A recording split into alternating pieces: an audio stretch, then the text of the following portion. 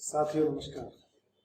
आज अपन ज्योग्राफी पर चर्चा करने वाले हैं, जिसमें भूगोल का परिचय और ब्रह्मांड की उत्पत्ति तथा सोलर फैमिली के बारे में चर्चा करेंगे।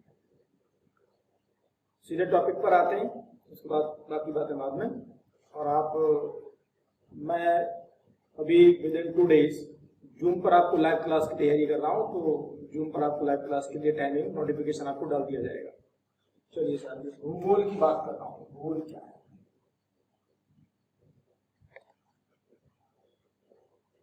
भूगोल साधारणतः शब्द में आपको लग रहा है भू माने पृथ्वी, गोल माने गोल, लेकिन इसके आकार से भी ये सही नहीं होता। पृथ्वी गोल नहीं है, पृथ्वी का आकार तो लघ्वच्छ गोलार्ध या ऑबलेट स्फीरॉइड है।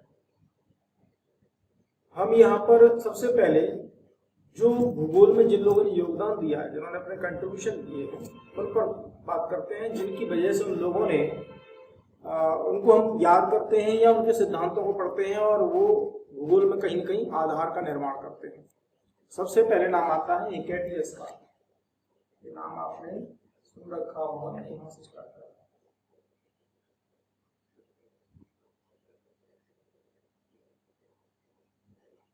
हिकेटियस को भूगोल का पिता कहा जाता है।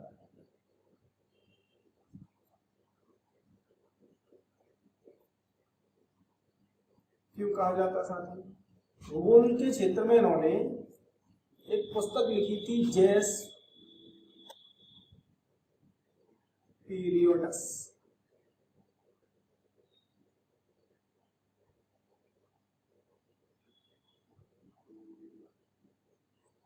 इस पुस्तक में इन्होंने पहली बार भूगोल के संदर्भ में भूगोल क्या है, जैसे कि प्राकृतिक अध्ययन, ब्रह्मांड का अध्ययन या पृथ्वी पर जितना भी वातावरणीय समायोजन उसका अध्ययन, उस पर उन्होंने बात की।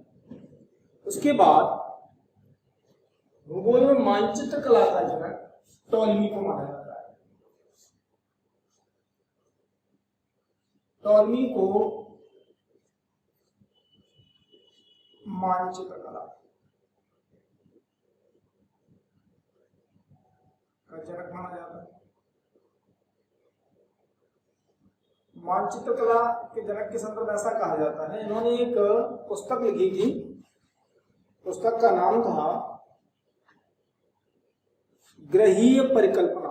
ग्रहीय परिकल्पना माने ग्रहों की परिकल्पना। ग्रहीय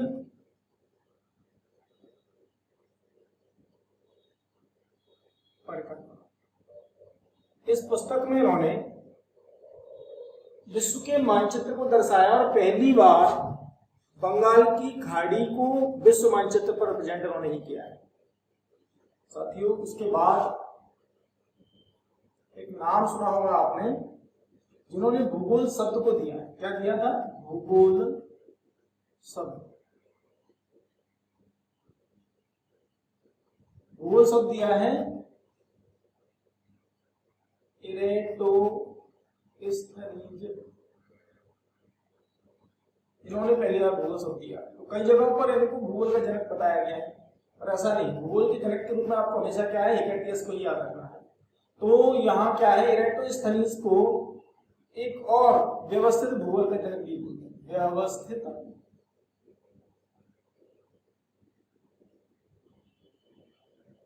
भूगोल का जनक। तो father of systematic geography, father of geography Hecataeus, इनकी जेस पीरियोडस पुस्तक में। इसी तरह से जो मानचित्र कला, जिसको अपन मैपिंग आर्ट कहते हैं, वर्ल्ड मैपिंग आर्ट के जो फादर हैं, वो ग्रहीय परिकल्पना एक बुक उन्होंने लिखी थी, प्लेनेटेजिमल हाइपोथेसिस, है ना। तो इस पुस्तक में इन्होंने क्या किया है, विश्व मानचित्र को तो दर्शाया ही, साथ में उन्होंने बंगाल की खाड़ी के बारे में प्रेजेंट किया है। इरेटोस्थनीज ने भूगोल शब्द पहली बार दिया है। शब्द इसने दिया है इरेटोस्थनीज। इसीलिए तो यहाँ पर क्या है, व्यवस्थित भूगोल का जनक भी कहा जाता है। Is the father of systematic geography. इसके अलावा आधुनिक भूगोल, आधुनिक भूगोल यानी यहाँ का मतलब हो गया फादर ऑफ मॉडर्न ज्योग्राफी। आधुनिक भूगोल के पिता माने जाते हैं अलेक्जेंडर वान हम्बोल्ट।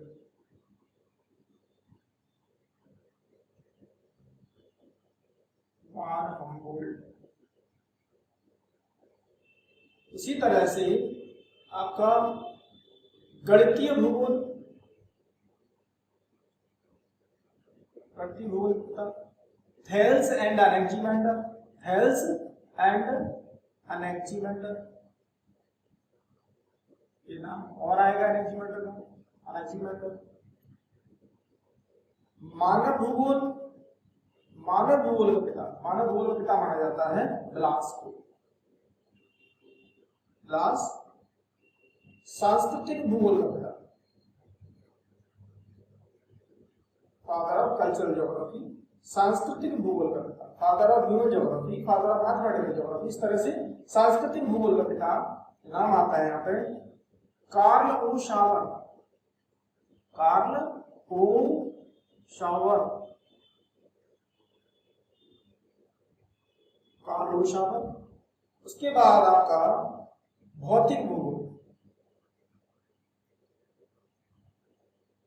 भौतिक भूगोल का पिता माना जाता है पॉलिडोनियस,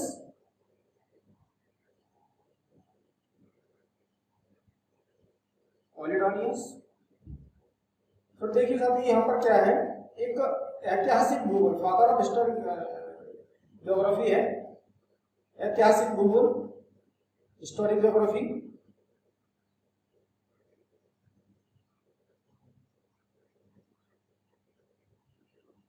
ऐतिहासिक भूगोल के जनक हेरोडोटस का नाम सुना होगा, जो भूगोल के पिता कहे जाते हैं, सॉरी इतिहास के पिता नहीं कहे जाते हैं, तो ये हेरोडोटस ऐतिहासिक भूगोल के जनक कहे जाते हैं। इसी तरह से साथियों मानचित्र, विश्व मानचित्र का जनक, विश्व मानचित्र का निर्माता, विश्व मानचित्र का निर्माता माना जाता है अनेक्जिमेंडर।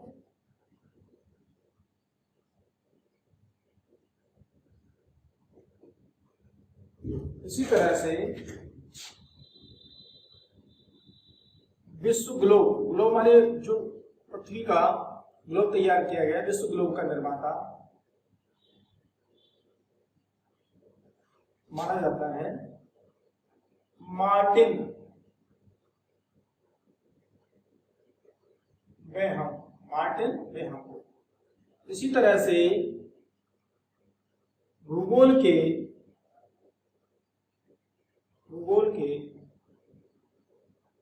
विश्व शब्दकोश का निर्माता जो माना जाता है स्ट्रैबो, स्ट्रैबो। विश्व में मानव प्रजातियों का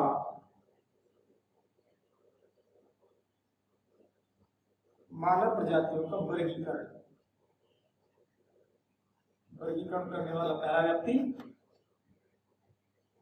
प्रजातियों वर्गीकरण आपने सुना होगा, जैसे अपन जानते हैं कि नीग्रो की बात होती है, मंगोल की बात होती है, कार्केशियन की बात होती है।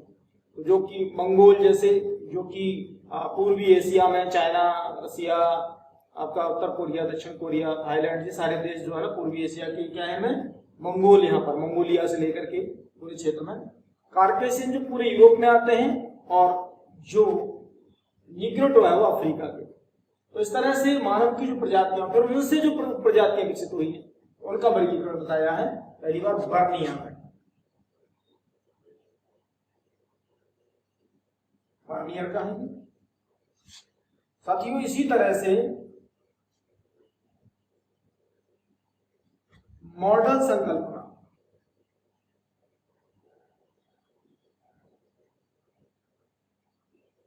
मॉडल संकल्पना का जनक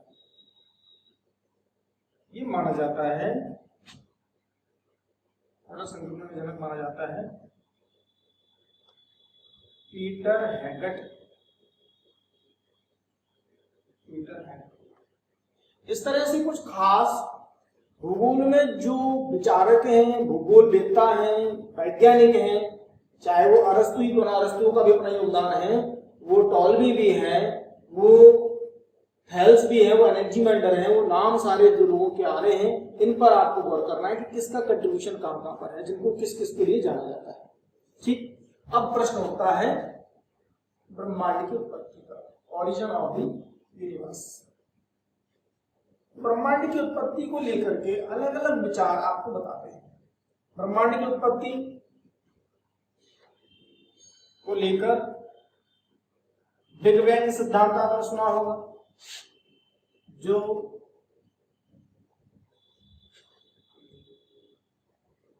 जॉर्ज लेमेटर के द्वारा दिया गया था। इसके अलावा स्टेडी थ्योरी बोलते हैं, साम्य अवस्था का सिद्धांत, थॉमस गोल्ड और हर्मन बार्डी का। इसी तरह से दोलन का सिद्धांत जो दिया है एलन सैंडर्स के द्वारा। भूगोल में ब्रह्मांड की उत्पत्ति को लेकर के जो प्रश्न है, एक तो ब्रह्मांड क्या है, ये शब्द कहां से आया। तो ब्रह्मांड शब्द की उत्पत्ति पहली बार कहा जाता है, इस शब्द का इस्तेमाल किया गया वो यूनिवर्सल कॉस्मोस के इन्फिनाइट के लिए किया गया, इसको कॉस्मोस कहा गया। और 140 एडी के आसपास टॉलमी ने ब्रह्मांड की कल्पना करते हुए कहा कि ब्रह्मांड के केंद्र में पृथ्वी है और सूर्य और सारे तारे उसकी परिक्रमा कर रहे हैं। इस हाइपोथेसिस को जियोसेंट्रिक हाइपोथेसिस नाम दिया गया। क्या कहा गया? Geocentric hypothesis. ये किसका है? ब्रह्मांड की उत्पत्ति के लिए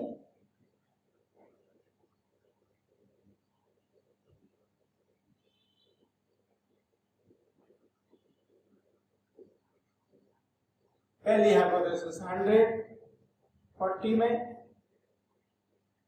एडी में इसने कहा है, ये टॉलमी। क्या कह रहे हैं टॉलमी? टॉलमी कहते हैं जियोसेंट्रिक हाइपोथेसिस।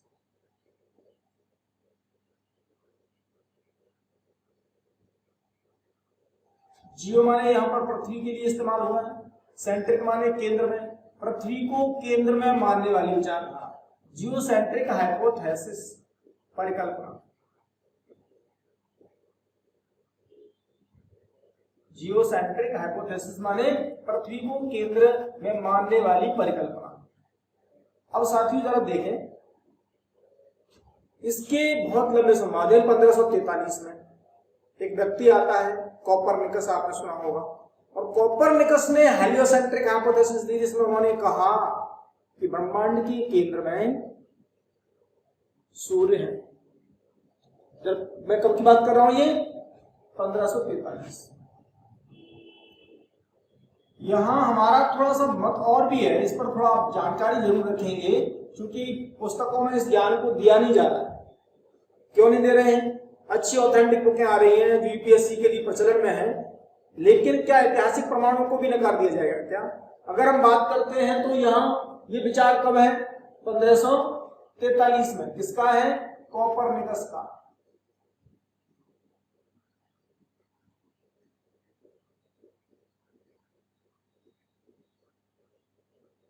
कोपरनिकस क्या कहते हैं? इन्होंने कहा है हेलियोसेंट्रिक हाइपोथेसिस।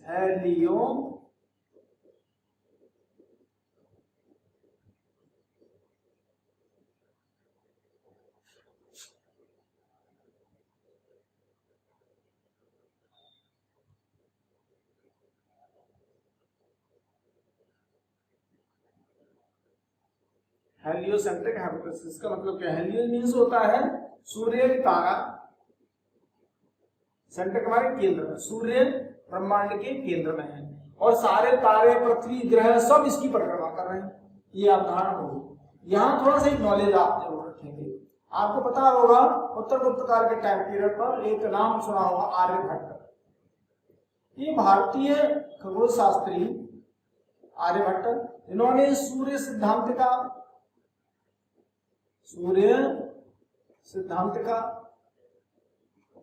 एवं आर्यभट्टियम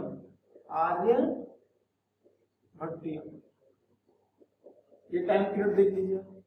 कब की बात कर रहा हूं? ये इनसे पहले, यानी इनसे पहले कब का टाइम पीरियड इनका? लगभग 450 एडी, लगभग इसलिए बोल रहा हूं, उत्तर गुप्त काल का प्रमाण। इस समय उन्होंने कहा कि ब्रह्मांड के केंद्र में सूर्य है और सूर्य के चारों ओर सारे ग्रह परिक्रमा लगाते हैं। पृथ्वी भी सूर्य की परिक्रमा कर रही है, चंद्रमा भी पृथ्वी की परिक्रमा कर रहा है और इस घटनाक्रम के कारण सूर्य ग्रहण और चंद्र ग्रहण भी होते हैं। यहां तक इन्होंने अपने सिद्धांतों में और पुस्तक के अंदर परिभाषित कर दिया, लेकिन यूरोप ने इस विचार को स्वीकार नहीं किया। इनके इस विचार को यूरोपीय विचारधारा ने स्वीकार नहीं किया। इन्होंने तब मान्य किया जब 1543 में, यानी इनके बहुत समय बाद, देखिए अब कितना टाइम बाद, कोपरनिकस ने इसको दिया। तो इस तरह से एक विचार देखिए ब्रह्मांड की उत्पत्ति का क्या बोल रहे हैं। सबसे पहले पृथ्वी केंद्र में, उसके बाद ये विचार आया 1543 में कोपरनिकस, और कोपरनिकस ने हेलियोसेंट्रिक अवधारणा में कहा ब्रह्मांड के केंद्र में सूर्य है, जबकि कोपरनिकस से पहले आपके आर्यभट्ट ने उत्तर गुप्त काल में 450 एडी के आसपास सूर्य सिद्धांतिका और आर्यभट्टियम जैसी पुस्तकों के अंदर इस पूरे विचार को पहले ही व्यक्त कर दिया। अब यूरोप का और देखिए संकुचित मानसिकता उनकी क्या रही संदर्भ में, कि ये जो कोपरनिकस ने लिख दिया इस विचार का बाद में समर्थन कर दिया गैलीलियो ने। गैलीलियो गैलीली जिन्हें आधुनिक खगोल शास्त्र का जनक भी है, कोपरनिकस, न्यूटन, गैलीलियो और केपलर, ये वो विचारक हैं जिनको आधुनिक खगोल शास्त्र का जनक माना जाता है। सबने खगोल शास्त्र को बहुत महत्वपूर्ण भूमिका निभाई। तो गैलीलियो ने कोपरनिकस के विचार का जब समर्थन किया तो यूरोप के लोगों ने इनको पत्थर मार मार कर इनकी हत्या कर दी। दूरदर्शी के आविष्कार करता गैलीलियो, महान खगोल शास्त्री गैलीलियो, जिनको लोगों ने केवल इस विज्ञान के इस विचार को व्यक्त करने के लिए, इनके विचार का समर्थन करने के लिए पत्थर मारकर उनकी हत्या कर दी। बाद में जो वेटिकन सिटी है जहां ईसाई धर्म के धर्मगुरु पोप रहते हैं, उन्होंने जब इस पूरे घटनाक्रम को जाना, उनको ये बताया गया, तो फिर उन्होंने अपनी ओर से संपूर्ण यूरोपीय समाज के धर्म की ओर से गैलीलियो से सार्वजनिक माफी मांगी कि हमसे ये गलती हो गई, आपका विचार बिल्कुल सही था। क्यों?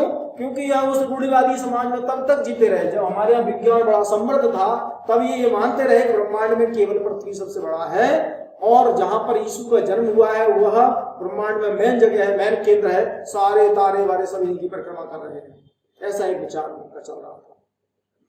तो यहाँ पर ये सिद्धांत आपको जानना है। उसके बाद देखिए, उसके बाद एक विचार आता है जिस पर आपको चर्चा करनी है, और यहाँ पर ये कहा गया है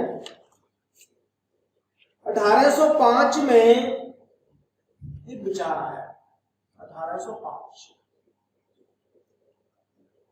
और ये आपने नाम सुना होगा, विलियम हर्शेल।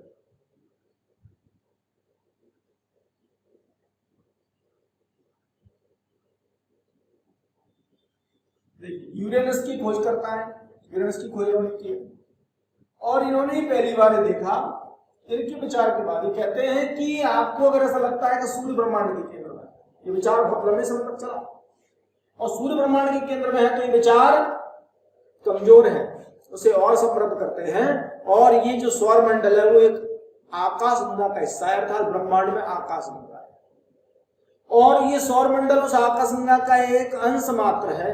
ऐसा विचार पहली बार किसने कहा? ये विलियम हर्शेल ने। अर्थात आकाश गंगा की जानकारी देने वाला पहला व्यक्ति कौन हो गया? विलियम हर्शेल हो गया। अब हम यह सौर मंडल के अंदर जब इस अध्ययन को और लगातार बढ़ाते हैं, तो ब्रह्मांड के अंदर इस विचार को और बढ़ाते हैं, तो फिर निकल कर आया क्या? संपूर्ण ब्रह्मांड में लगभग 100 अरब आकाश गंगा है। संपूर्ण ब्रह्मांड में कितनी आकाश गंगा है? लगभग 100 अरब आकाश गंगा है। अब ये आकाश गंगा कैसी है, क्या है ये?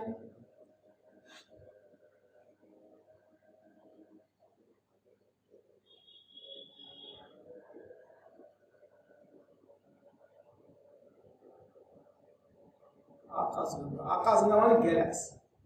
क्या है ये? गैलेक्सी।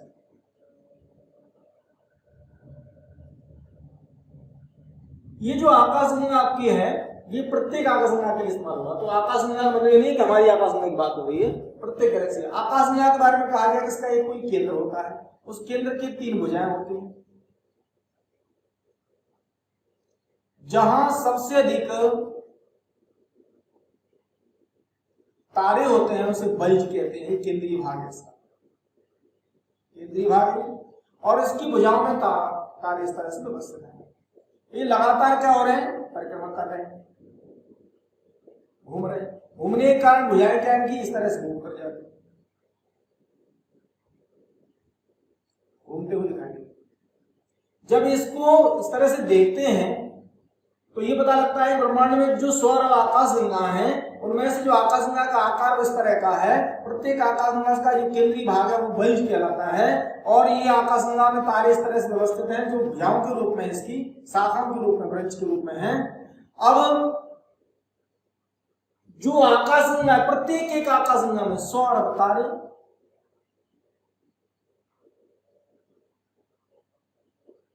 इसमें है ये प्रत्येक आकाशगंगा, प्रत्येक आकाशगंगा में 100 अरब तारे, अर्थात कि एक अगर आकाशगंगा है तो इसमें 100 अरब तारे हैं। ऐसी आकाशगंगा कितनी है? 100 अरब। साथियों में थोड़ा अनुपात बताना चाहता हूं। हम लोगों को एक भ्रांति है कि ब्रह्मांड में जब कभी ऐसा लगता है ना कि हम थोड़ा सा रिच हो जाए, हमारे पास एक बड़ी कोठी, बंगला, गाड़ी और धन ज्यादा आ जाए, तो हम फिर इंसानों को इंसान नहीं समझते। दुनिया में ऐसा लगता है कि हमसे बड़ा कोई नहीं। जब हम बड़ी लग्जरी किसी गाड़ी में बैठ जाएं, बगल में कहीं कोई हथियार लगा लें, पैसा हमारे पास अकाउंट में बहुत अधिक हो, तो ऐसा लगता है कि संपूर्ण ब्रह्मांड के नायक हमें, हम उसको चला रहे हैं। तो उन धनी लोगों को थोड़ा सा बताना चाहते हैं, इसको समझ लीजिए क्या है। संपूर्ण ब्रह्मांड में लगभग क्या है? 100 अरब आकाशगंगा, प्रत्येक एक आकाशगंगा में 100 अरब तारे हैं और उनमें से सूर्य हमारा एक तारा है। सूर्य हमारा एक तारा है जिसकी आयु देखिए, प्रत्येक तारे की आयु लगभग औसत 10 अरब वर्ष है। एक तारे की आयु कितनी होती है? 10 अरब वर्ष। लेकिन हमारे सूर्य की आयु आधी रह गई, ये 5 अरब वर्ष है, लगभग 5 अरब वर्ष। अब ये मध्यम आयु का तारा रह गया। उस सूर्य के 8 ग्रह, सूर्य के कितने? 8 ग्रह वर्तमान। 8 में से सूर्य को भी देखेंगे आप तो इसका जब व्यास आप पढ़ेंगे, इसका द्रव्यमान जब पढ़ेंगे, तो सूर्य पृथ्वी से 13 लाख गुना बड़ा है। तो यहाँ पर 8 ग्रहों में से पृथ्वी एक हमारा जो आकार में 5वें क्रम का है। इस पृथ्वी पर 71% एरिया जलमंडल है, बचा कितना? मात्र 29%। इसमें भी 7 महाद्वीप हैं, उनमें से एक महाद्वीप हमारा है जो मात्र 29% एरिया पर फैला हुआ है। इसमें से भी लगभग 46 से 47 देश हैं, उनमें से एक देश हमारा है। किसी एक देश का अवयव, अपने देश की बात करें तो वर्तमान में 28 राज्य और 8 केंद्र शासित क्षेत्र रह गए। ये जानकारी के लिए मैं बता देता हूँ, राज्यों का बिना वो जम्मू कश्मीर राज्य खत्म हो गया तो 29 से 28 रह गए। हमारे पास 9 केंद्र शासित क्षेत्र हुए तो दमन दीप को दादरा नगर हवेली मिला दिया तो ये 8 केंद्र शासित क्षेत्र रह गए। तो 28 राज्य और 7 केंद्र शासित क्षेत्र वर्तमान में पोजीशन बता रहा हूं। उनमें से किसी एक राज्य के, किसी एक जिले के, किसी एक शहर के, किसी वार्ड के मोहल्ले में बने हुए किसी एक फ्लैट या मकान के किसी एक कमरे में 4x6 के बेड पर हम सोने वाले व्यक्ति संपूर्ण ब्रह्मांड के नायक समझते हैं अपने आप को और बोलते हैं कि हम किसी को भी कुछ कर देंगे या बता देंगे। ऐसा भ्रम हमारा तब खत्म हो जाता है जब हम ब्रह्मांड को जानने की तैयारी शुरू करते हैं। जब हमने ये जान लिया तो हमें अपना अनुपात पता लग जाता है और तब हम इंसान बन करके केवल अपने जीव की पोषण की तैयारी शुरू कर देते हैं कि अब हमको क्या करना है? अपनी आत्मा को पौष्टिक बनाना है, इसकी ऊर्जा को मजबूत बनाना है, अच्छा करके जाना है। साथियों भी यहाँ पर जैसे आपने जाना कि ये क्या है, अब हम यहां देखते हैं क्या? आकाशगंगा। जैसा मैंने कहा हमारी आकाशगंगा का नाम मिल्की वे है। क्या नाम है? मिल्की वे। वे माने मार्ग, मिल्क माने समुद्र, दूध जैसा दिखाई देने वाला मार्ग, इसीलिए इसको दुग्ध मेखला कहते हैं। दुग्ध मेखला, मेखला माने चेन, दूध के समान दिखाई देने वाली श्रृंखला, मिल्की वे या दुग्ध मेखला। इसे ऐरावत पथ कहते हैं, ऐरावत पथ, ऐरावत पथ। तो हमारी आकाशगंगा का नाम मिल्की वे, दुग्ध मेखला, ऐरावत पथ। ये जो आकाशगंगा हमारी है इसका ऐसा कहते हैं, ऐसा कुछ आकार में आपको बना के बताता हूं कुछ।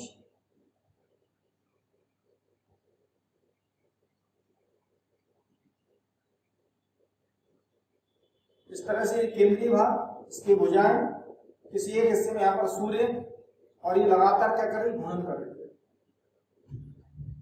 हमारी आकाशगंगा अपने केंद्र की परिक्रमा कर रही है और अपनी धुरी पर घूम रही है। केंद्र की परिक्रमा करते हुए वो चारों तरफ कहीं मूव कर रही है, लेकिन अपनी धुरी पर घूमने में ऐसा लगता है कि इस तरह से घूम रही है। तो जरा देखें, हम पृथ्वी पर हैं, पृथ्वी अपने अक्ष पर घूमती है, जैसे हम रोटेशन कहते हैं। पृथ्वी सूर्य की परिक्रमा करती है, जिसे परिक्रमण या रिवोल्यूशन कहते हैं। सूर्य अपनी धुरी पर घूमता है, जिसे रोटेशन कहते हैं। अपने एक्सिस पर जो मूव करता है, रोटेट करता है। और जब वो आकाशगंगा की परिक्रमा करता है, उसके केंद्र की परिक्रमा करता है, तो आपने सूर्य के बारे में सुना होगा कि इसे 25.28 दिन भूमध्य रेखा के सापेक्ष, 25.38 दिन भूमध्य रेखा के सापेक्ष और 33 दिन ध्रुवों के सापेक्ष परिक्रमा का टाइम लगता है, अपनी धुरी पर घूमने में टाइम लगता है। जबकि यह आकाशगंगा की परिक्रमा, आकाशगंगा के केंद्र की परिक्रमा, जिसकी ये परिक्रमा करता है, आकाशगंगा के केंद्र की परिक्रमा करने में लगभग 20 करोड़ वर्ष का समय लग जाता है। इस तरह से साथियों आप इसे जब देखेंगे तो हमारा सूर्य भी कहां, किसी एक जगह पर है। तो हम जो परिक्रमा कर रहे हैं, एक समय में 6 परिक्रमा करते हैं। हम पृथ्वी पर है तो एक परिक्रमा पृथ्वी के अक्ष की, सूर्य की परिक्रमा 2 परिक्रमा, सूर्य के अक्ष की परिक्रमा 3 परिक्रमा, सूर्य आकाशगंगा के केंद्र की परिक्रमा करता है तो 4, आकाशगंगा अपनी धुरी पर घूम रही है 5, और आकाशगंगा ब्रह्मांड के अनंत केंद्र की परिक्रमा कर रही है 6। इस तरह से आप जानेंगे कि प्रत्येक व्यक्ति एक समय में लगभग कितने 6 परिक्रमण करता है। अब जरा देखें, हमारी आकाशगंगा के बाद जब आपने जाना ब्रह्मांड की उत्पत्ति के संदर्भ में एक प्रयोग अभी किया गया। ये प्रयोग 30 मार्च 2010 को लार्ज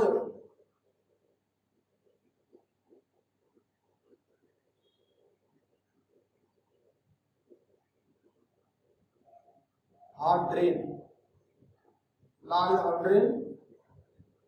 कोलाइडर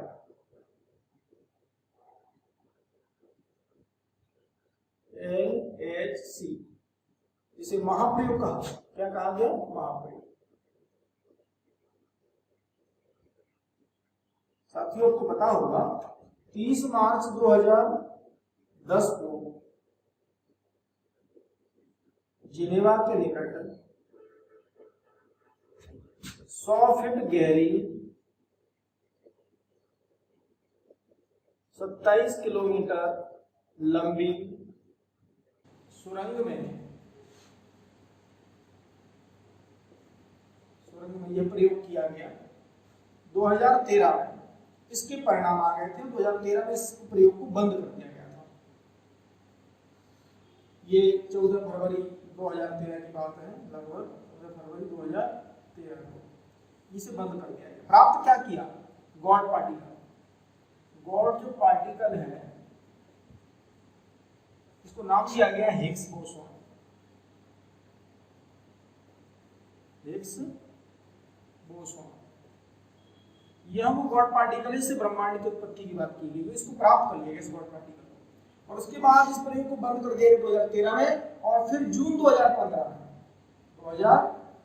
जून में पुनः इस प्रयोग को प्रारंभ करके हम नई परिकल्पना की बात कर रहे हैं। आप समझ सकते हैं कि ब्रह्मांड की उत्पत्ति के लिए जिनेवा में, और ये प्रयोग किसने किया? सर्न ने, CERN। सर्न मतलब हो गया यूरोपियन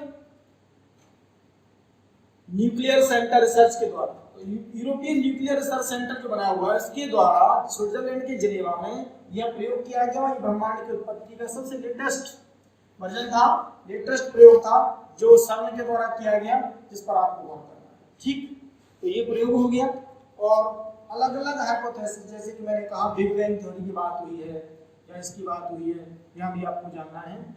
ठीक है, या साम्यावस्था थ्योरी की बात की मैंने भी आपको। इसके अलावा एक बात की दोलन का सिद्धांत जो एलन सैंडविच ने दिया हुआ है।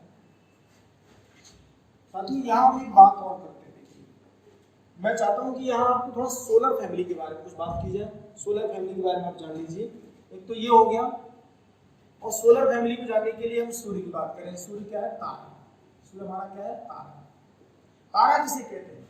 कोई भी ऐसा खगोलीय पिंड जो अपने स्वयं के प्रकाश से प्रकाशित हो, तारा कहलाता है। तो सूर्य क्या एक तारा है। सूर्य हमारा एक मध्यम आयु का तारा है। सूर्य हमारी आकाशगंगा का एक अंश मात्र है। हमारी आकाशगंगा का नाम मिल्की वे है। ब्रह्मांड की सबसे बड़ी आकाशगंगा का नाम अल्फा लिमन ब्लॉब्स है। हमारी आकाशगंगा का नाम मिल्की वे, और उसकी पड़ोसी आकाशगंगा का नाम एंड्रोमेडा या देवयानी है। एंड्रोमेडा या देवयानी।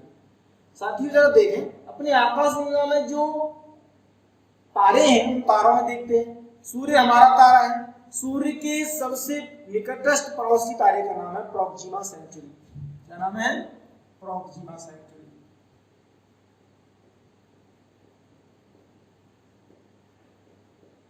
दूसरा पड़ोसी तारा अल्फा सेंचुरी।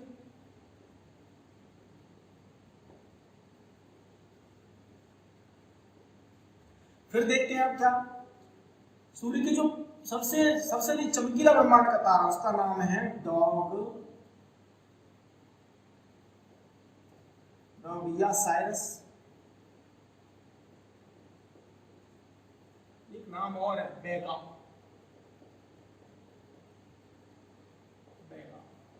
ये ध्रुव तारा कहलाता है, इसका ब्रह्मांड का सबसे चमकीला तारा। तो ये आपका साइरस या डॉग या बेगा। सूर्य के सबसे पड़ोसी तारे का नाम क्या है? सूर्य हमारा तारा है। सूर्य के पड़ोसी तारे का नाम प्रोक्सिमा सेंचुरी, दूसरा अल्फा सेंचुरी। तो ये आपको जानना है। अब किसी भी तारे की ऊर्जा का मुख्य स्रोत क्या है? तो तारे की ऊर्जा का मुख्य स्रोत होता है नाभिकीय संलयन की प्रक्रिया। जो न्यूक्लियर फिजन होता है, नाभिकीय संलयन जो होता है, उससे अपार ऊर्जा उत्पन्न होती है। इस पर हाइड्रोजन बम सिद्धांत जो बनाया गया है, तो जो हाइड्रोजन बम का सिद्धांत है वो किस पर है? न्यूक्लियर फिजन पर है। वो बेसिकली देखा जाए तो आपके नाभिकीय संलयन पर, इकट्ठा होने पर, उनके जुड़ने पर है, इसके कारण अपार ऊर्जा उत्पन्न होती है। तो सूर्य के अंदर ऊर्जा तो वही आधार है जिसमें हाइड्रोजन हीलियम में कन्वर्ट हो रही है। जब हाइड्रोजन हीलियम में कन्वर्ट होती है तो क्या होता है? अपार ऊर्जा उत्पन्न होती है।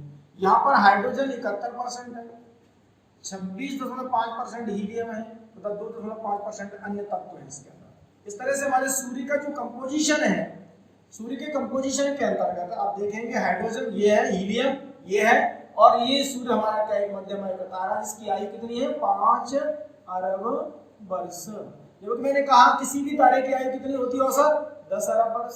सामान्य तारे की आयु 10 अरब वर्ष है। अब जरा देखिए, मैं यहां से आपको लेके चल रहा हूं कहां? तारे के पास। तारे का जीवन चक्र आपने देखा होगा। तारे का जीवन चक्र आप देखेंगे, तारे के जीवन चक्र में सबसे पहले जन्म और मृत्यु। जैसे एक व्यक्ति का जन्म होता है, तो जन्म से पहले आपको पता होगा वो अस्तित्व में आता है माता पिता की आधी कोशिका के संयोजन से, और उसके अंदर भी ऊर्जा वैसी ही जैसे सूर्य के अंदर है, क्योंकि तभी तो उसके अंदर इतनी अधिक असंख्य कोशिकाएं बनती है और संपूर्ण शरीर का सृजन हो जाता है।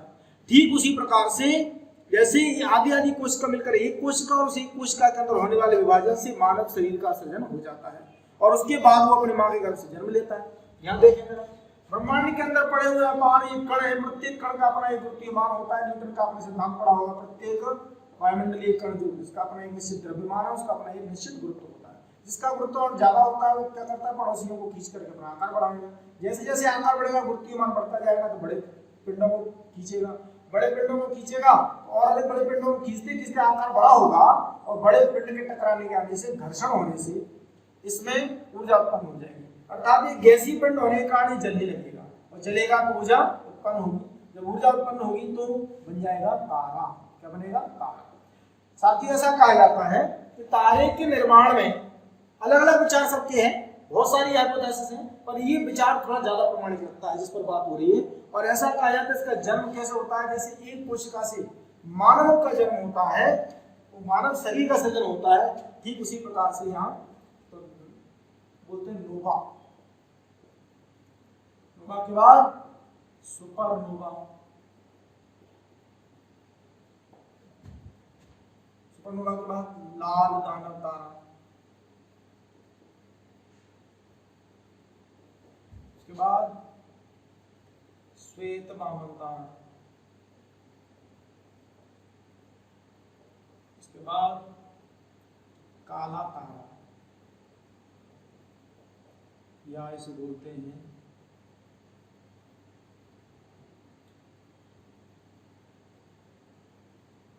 Black hole. ये जो ब्लैक होल है, काला तारा, ब्लैक होल, ये जो ब्लैक होल है आपका काला तारा, ये कहाँ है, कैसे समझते हैं इसको? सबसे पहले कोशिका का जन्म हुआ तो ये क्या बनेगा? बच्चा। और जैसे तारे की उत्पत्ति हो गई। अब ये तीव्रता से जलने लगेगा तो सुपरनोवा कहलाएगा। अर्थात अपने बसना में जैसे व्यक्ति की नौकरी लग जाती है और उसकी नौकरी लगने पर शादी होती है, पर दहेज मिल जाता है और अपना पूरा घर मकान बना करके धनी बन जाता है, तब कहलाता है क्या, सुपरनोवा। उसके बाद रिटायरमेंट हो जाता है तो इकट्ठे धन से अपने आप को, जैसे लकड़ी जलने के बाद में कोयले में दहकती है, वैसे ही मानव क्या करता है, लाल दानव तारे के रूप में। उसके बाद मानव क्या है, वृद्ध अवस्था में होता जाता है, शरीर का क्षीण होकर के सिकुड़ करके बहुत छोटी मात्रा में रहता है, तो श्वेत वामन तारा। और लास्ट में जब उनकी डेथ हो जाती है, डेथ होने के बाद उस स्थान पर रिक्त हो जाता है, और स्थान उसको कहते हैं, बोले क्या, ये ब्लैक होल हो गया है, इनके जाने से स्थान रिक्त हुआ है। तो जिस तरह से मानव के जीवन का चक्र पूर्ण होता है जन्म से मृत्यु तक का, वैसे तारे के जीवन का चक्र भी है। यहाँ पर यहाँ शुरू होता है क्या, जन्म, यानी कि आग जलना शुरू होती है, ऊर्जा देना शुरू करता है, प्रकाश देना शुरू करता है। यहाँ जल करके नष्ट होने की स्थिति में होता है तो बहुत अधिक तीव्रता से जलता है, इसलिए सुपरनोवा। जलने के बाद में केवल लाल आग के गोले के रूप में रहता है। गैसीय सिद्धांत कहता है कि ऊष्मा पाने के बाद गैस के आकार में, आयतन में वृद्धि हो जाती है। तो आयतन में जब वृद्धि होती है तो बड़े रूप में दिखाई देता है, तब इसको कहते हैं लाल दानव तारा। धीरे धीरे ठंडा होता है, जैसे कोयला ठंडा होता है तो उसके ऊपर सफेद राख जमती है, श्वेत वामन तारा, और लास्ट में कोयला बचता है। यानी अणुओं के इतने पास आ जाने पर, जहां कंप्रेस्ड हो जाते हैं कंप्लीटली, वो इतने ज्यादा कि उनके अणुओं के पास ज्यादा नजदीक सारे अणु आ जाने से उसका आकार छोटा, और वो सारे आने वाली लाइट को एब्जॉर्ब कर लेता है।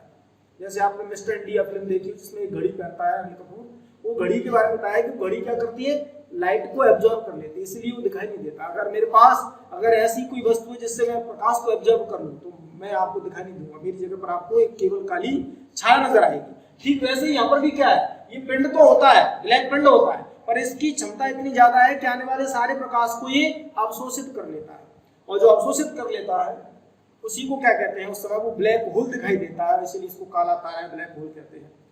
चंद्रशेखर सीमा के बारे में सुना होगा आपने, 1.5 ms मास ऑफ सन।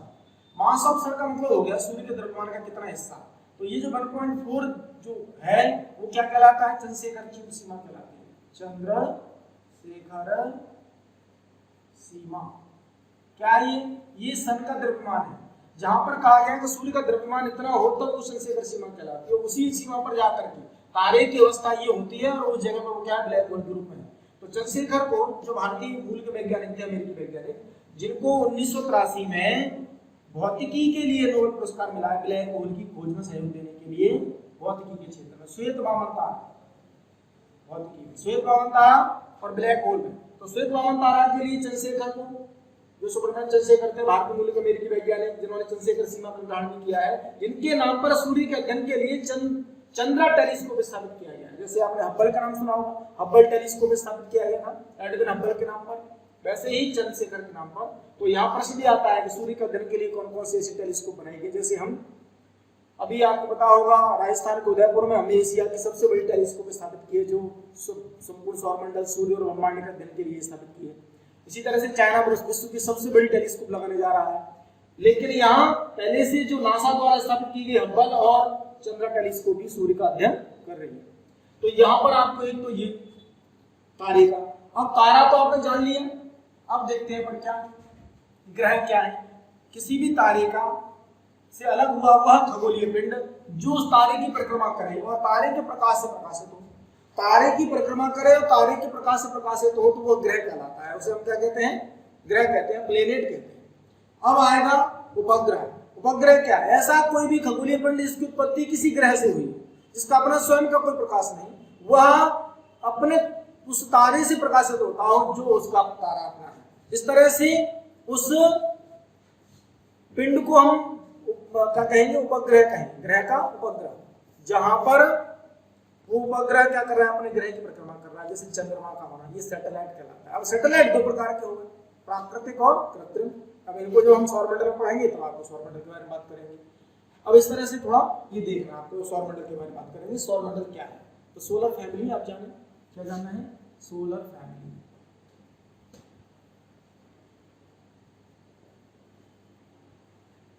ठीक है, सोलर फैमिली में आपको देखना है, सोलर फैमिली के अंदर क्या है, सौर परिवार,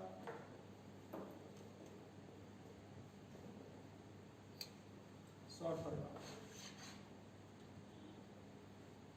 अब सौर परिवार को अपन क्या करेंगे, नेक्स्ट वीडियो के फॉर्म में देख सकते हैं।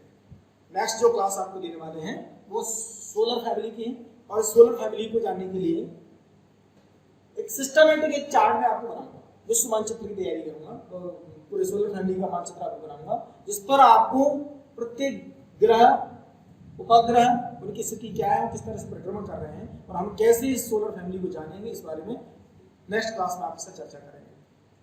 साथियों, सारे लोग जो भी ये वीडियो देख रहे हैं YouTube पर इस चैनल को सब्सक्राइब करें, और मैं जूम पर ही शीघ्र आपके सामने नई जो है लाइव क्लास लेकर आ रहा हूँ, तो आकर के आप लाइव क्लास देखें। उसमें आपको लास्ट में आपके क्वेश्चन सेशन को चलाया जाएगा, तो आप जितने भी क्वेश्चन होंगे उन पर भी अपन चर्चा करेंगे।